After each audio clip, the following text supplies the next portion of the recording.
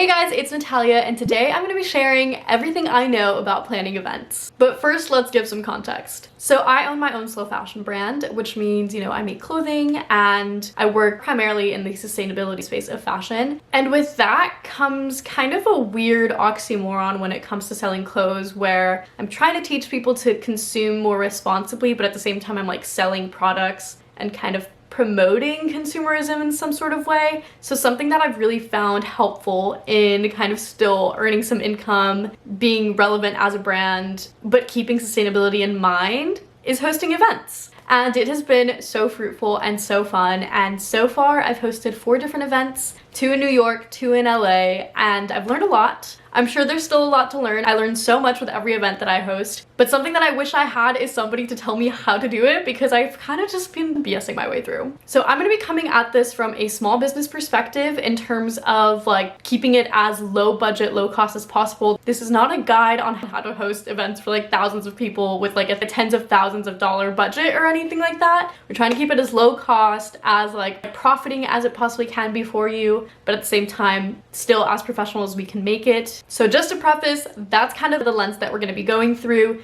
trying to keep it as efficient for small businesses. But before we get into it, this video is sponsored by Taylor Brands. I know a lot of you watching are probably also small business owners, or maybe you're looking to be a small business owner. Taylor Brands is so perfect for you. They're a complete business builder for starting, managing, and growing a business. They provide so many services that can really help you start out your business, things like LLC formation services, checking which licenses and permits you need and have those applications filled out for you, getting business documents like contracts written out by attorneys, or even more on the marketing side, you can get your logo made and get it trademarked. And overall, they just have so many different resources that are so helpful for small businesses, because I know back when I was starting my business, I did not know these resources existed, and I tried to figure it out on my own and it was a nightmare. And I so wish that I would have used Taylor Brands when I first started. And the best part about it is that it's really easy to use and quite affordable. I personally have an LLC and I wish I would have gotten it through Taylor Brands, because it is so complicated to figure out on your own, but it doesn't have to be. And Taylor Brands makes it so easy and so affordable.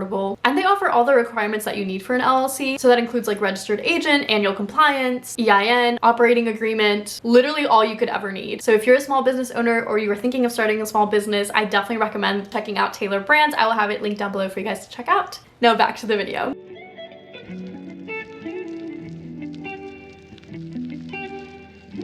So you want to host an event. What is your event? First things first, you have to think of an idea, a concept, why you're hosting it, what is the purpose. So for me, I've hosted a variety of different events. So I've hosted one that was just a runway show and a pop-up. I've hosted one that was a runway show and a panel. I've hosted an exhibition kind of show plus a pop-up. And I've even hosted some that are just panels, workshops, and pop-up. So for me, kind of the purpose of all of these events that I've hosted has been like brand awareness, and then also hopefully getting some sales from the pop-ups, which has always worked in my favor. And also my events have always centered around specific days or times of the year. So I've done like 2 New York Fashion Week shows in September during New York Fashion Week, because that brings in quite a lot of attention. And for the LA events that I've done them during Earth Month to tie in like sustainability and being a slow fashion brand, and again kind of bringing a little bit more awareness to that. So that's also something to consider, is like the time of year, what you can kind of correlate your event to, whether it's something holiday related or a season related thing, or around a specific event like New York Fashion Week. I think that's always really helpful, so that's something to think about. And also, what are your goals? What are you trying to get out of this? Do you just want brand awareness? Do you want to gain new customers? Are you just looking to bring the community together? Do you want to get really good content out of it? What's the purpose? Why are you doing it? And taking that information, what are you going to do for the event? Step number 2, this is arguably one of the most important parts of the event, is where does the event take place? I think this is important for a variety of reasons. One, your event space is most likely going to be one of your biggest expenses. It's always my biggest expense for my events, because I try to keep everything else pretty low cost, but the event space is where I will splurge, because one, depending on the location of it, is going to depend how many people want to show up, right? If you host an event in like a random part of town that nobody really cares to go to, harder to get people to like go out of their way to drive out there, versus doing it maybe like an area that has a lot of shopping, a lot of like restaurants and cafes and things where people are already there and people are already willing to go there. That's going to be a lot more beneficial. Another one that I think of specifically in LA is the parking situation. I absolutely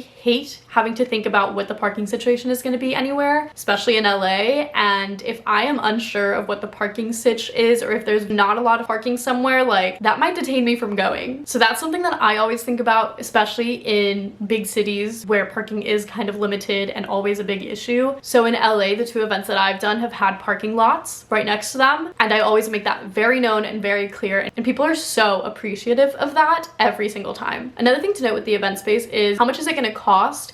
And if you're selling tickets for the event to kind of make some sort of profit, how many tickets would you have to sell to be able to cover the cost of the event, let alone make a profit? That's always the kicker. The last couple of things with the event space is how many people fit in it, what's the max capacity. That's going to obviously affect how many tickets you're also able to sell, and then how much you're able to make, etc., etc. I've done 2 where the max capacity was the amount of tickets that I sold, because it was like a you show up and you're there for the whole time. But I've also done 2 other events where it was like a come and go situation. That way I could sell more tickets because I knew people wouldn't be at the event the entire time. Like it would be more like they come in, they leave, whatever. So you could sell more tickets because your max capacity wasn't going to be at max the entire time. So that's something to consider when you're coming up with your concept, and then also looking at how many people you can actually fit in this event space. And one other thing to note with the max capacity is that if the max capacity is 250 people, you cannot sell 250 tickets because you have to exclude yourself and anybody else who is like part of the event or working the event, because that also contributes to the 250. So usually if I have an event space that has 250 as a max capacity, it really only means I'm selling like 200 tickets, because I usually have roughly like 50 people, including like myself, I don't know, models, vendors, photographers, people that I'm inviting that don't have to buy a ticket. So that's something to also consider. And lastly, this one I have found to also be just so crucial in how much you end up spending for this event space. Does it come equipped with chairs, tables, lights, whatever you may need? Does the space come with it? I've had 2 event spaces that did come with chairs, tables, and a bunch of things that we could use for it. But I've also had 2 event spaces that were like basically completely empty, and I had to rent out equipment for it. And that was an extra cost. That is quite a hefty extra cost. So now something that I really look for in an event space is that it has all these extra things that I can use, because renting these pieces is actually so expensive, and I've spent hundreds renting out just chairs, tables, racks, anything like that. So that's something I really look for, and the only reason I wouldn't get a space that has that is if it's like an incredible space, incredible location, and I just like can't say no to it, then I'll rent stuff out for it. But otherwise, that's kind of a deal breaker for me.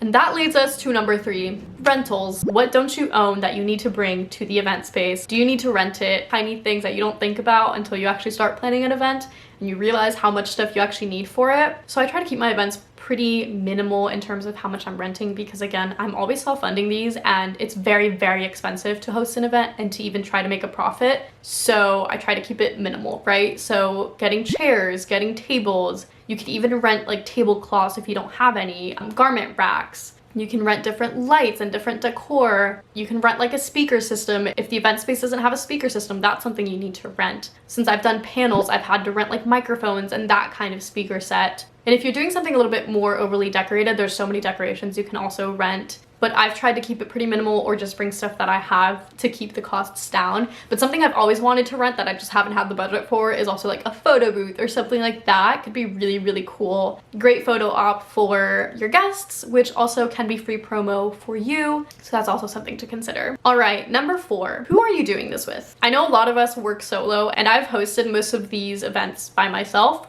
but at the end of the day, there's always people that are also helping, even if you are like the main organizer. So for me, I've always done events with other people in terms of hosting other people, whether that's other designers for my runways or other vendors for my pop-ups. I've always had other people there. So that's something that you have to think about. And if you want people there, if you have specific people in mind, you have to start reaching out like way in advance, and also have backups just in case, because I've had people drop last minute out of like my panels or events and things like that. And it's always important to be able to have a replacement on hand. So make a list of all the people that you would like to be involved in the event. Ask them, Obviously, as a small business, like, you probably don't have the capacity to be paying everybody involved. I've never had the capacity to pay anybody involved, and I've just been so lucky and blessed that people want to help me. But I think it's really important that when you don't have the capacity to pay somebody to be helping you, that you are, one, a very kind person to them. You are not overly bossy. If they're unable to do something, like, you cannot get like super mad about it. And I think you just have to be insanely respectful and kind to people that are willing to give you their free time and labor for your benefit. So that's something that I find really, really, really important. And I think because I always come from a lens of just like, if you help me, when I become successful and I'm able to pay you, you're gonna be first in line for me to like want to hire and want to pay for these things.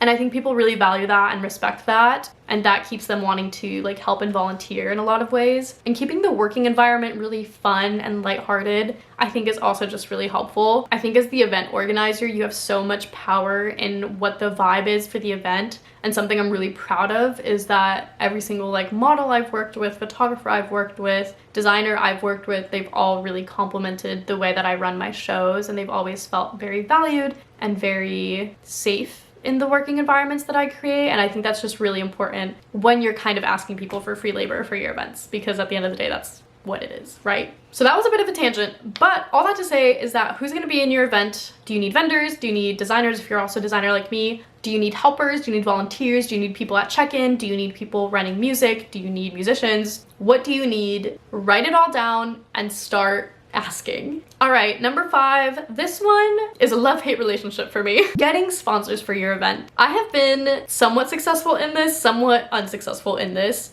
And I think what I've learned is that you're just gonna get hundreds of no's before you get one yes. And I think it's always worth reaching out to any single brand you think about. But when it comes to pitching for sponsors, there's a few things that you have to keep in mind. So one, there should be different tiers for sponsors. So sponsors can just be like sending you free product, which is very common, especially for like drink brands, or they can be paying sponsors. So maybe they do send you something, but they're also paying extra to maybe have a booth at this pop-up that you're doing, or maybe to be more included in the marketing material, or whatever it is. It's really important to create different tiers. I would say like 3 to 4 tiers of sponsorship levels, and each tier, starting with like the free one and then multiple that go up, each one kind of has more incentive to it. And it has to obviously be a good enough incentive that a brand would want to pay you to be part of your event. But again, it's a million no's before you get a yes, so don't be discouraged about it. I usually get at least 1 or 2 people to say yes, but I probably email hundreds. So it takes time, and maybe you don't get any, but it's always worth reaching out because you actually never know which brands will say yes and which will say no. I actually find that a lot of smaller brands say yes and are more willing, even though they have less budget and less capacity than big brands, but always worth reaching out just in case.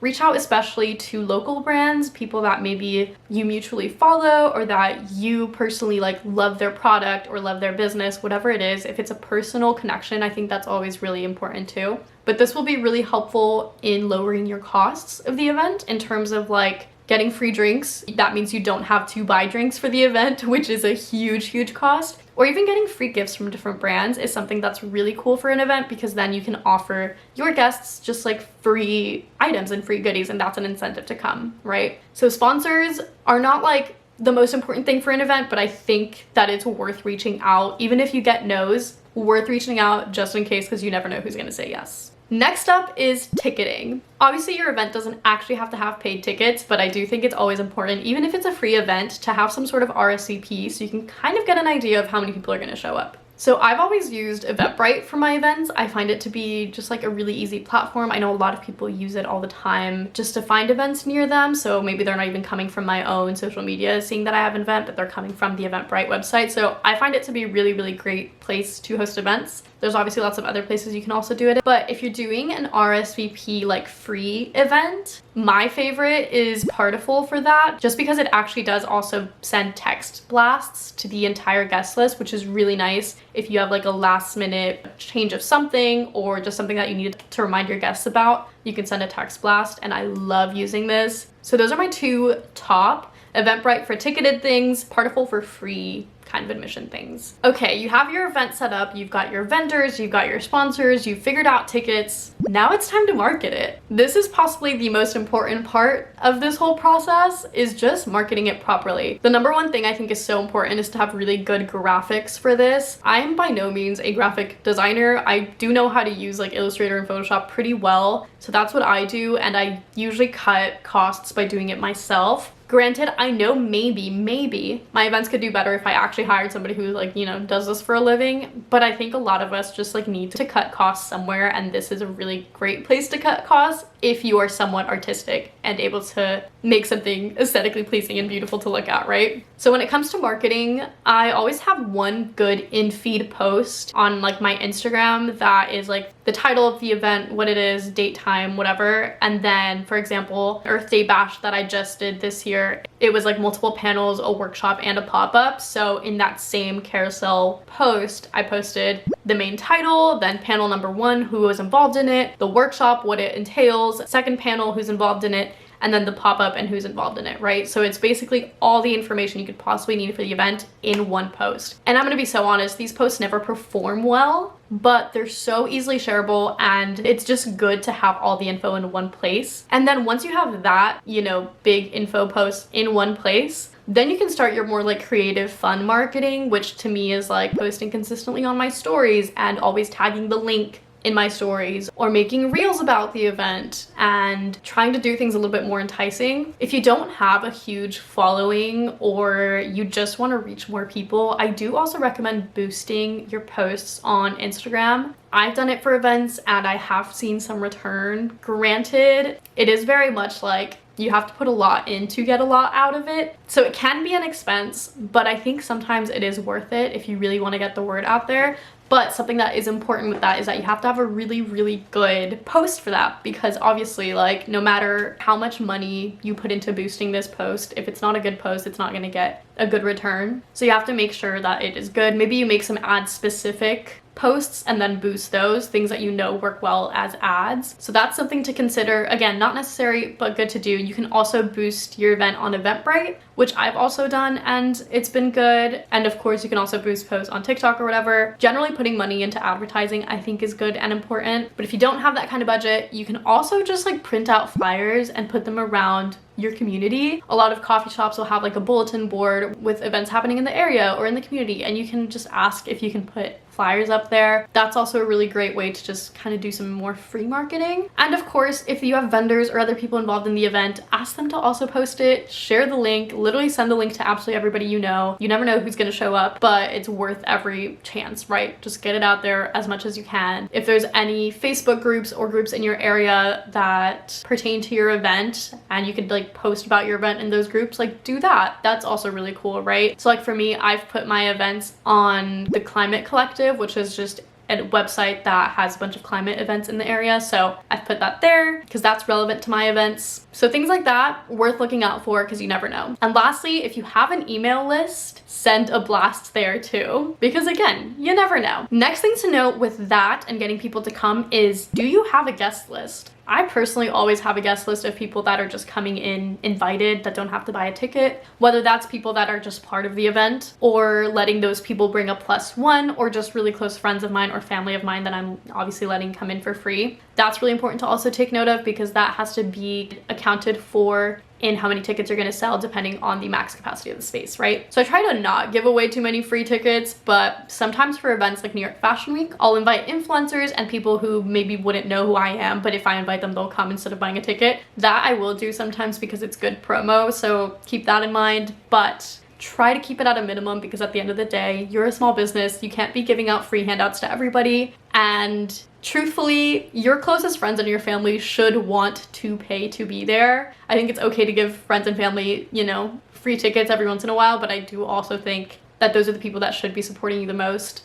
and they should want to be paying even if you are letting them come in for free, right? Like I've had friends that I've told like, oh, you can just come, and they've still bought tickets, and that honestly means the most. So keep that in mind. I think it's really important to remember that you're still a business and you're probably a small business and you need to make some sort of profit, and events are really expensive. So keep your guest list limited, but usually everybody does have a guest list. Okay, so you have your event basically set up. Now it's time to think logistics day of. First things first, what's the decor? What's the game plan? How are you setting up the space? These are things that are so important to think about before you actually get to your event space the day of, because if you're setting up a pop-up shop, like where are all your vendors gonna go? You need to have some sort of map and some sort of guidance already in mind of how it's gonna go. Subject to change, because once you get there, sometimes things don't work out the way you think that they will and you might need to adjust. But I think it's really good to go in with a game plan and already know like, hey, this person needs to go here, this needs to go there. Whatever the case is, have some sort of game plan, right? Do you have all your decorations already? Do you have everything you need? Do you need garment racks? Do you need tables? Like, is that ready and set up? Are you bringing any sort of little trinkets and decor and just like random little tidbits to make things look pretty? Do you need posters? Do you need like gift bags if you're gifting things to your guests? There's so many little things to think about the day of. And what I like to do is just keep a running list of everything I need and just keep it on my notes app for the weeks or days leading up to the event, and just keep adding as I go, as I think of things, so that the day of you can actually look at it and make sure you have absolutely everything you've thought of over the past weeks, and you don't get to the event space and think, oh, I forgot that I thought about this one little thing last week, right? And to go along with that, also figure out how you're getting all this stuff to the event space. Personally, I have a Mini Cooper. I have a very small car. I can't fit half the things I need for events in my car, so I always have to have like 2 friends help me take stuff. So make sure you have that set up. Are they coming the night before to pick things up? Are they coming the day of? Make sure you have that scheduled as well, because that's a huge part of it. And also make sure obviously everybody's on time. And now let's get into event day logistics. How much time are you giving yourself to set up? Do you need an hour, a couple hours? I've always had like 3 to 4 hours, because 1, people are always late. 2, I need models to get ready. There's a lot of setup to it. So there's kind of a lot going on, and I always need a lot of hours for it. For a smaller event like a panel, an hour is honestly a pretty decent amount of time, maybe 2, but that's obviously going to count towards the amount of hours you're renting an event space. So the more hours that you need, the more expensive it's going to be. So I always try to keep a small limit of how many hours I need for prep and takedown, but obviously you don't want to run yourself too short either, so keep that in mind. But for takedown, 1 hour is all I ever give myself, and it usually works out pretty well because there's usually enough people helping that it works out, right? So that's one thing to know. 2, how are people getting checked in? If it's a ticketed event, do you have somebody working check-in? Do you have like wristbands? Are there different tiers of tickets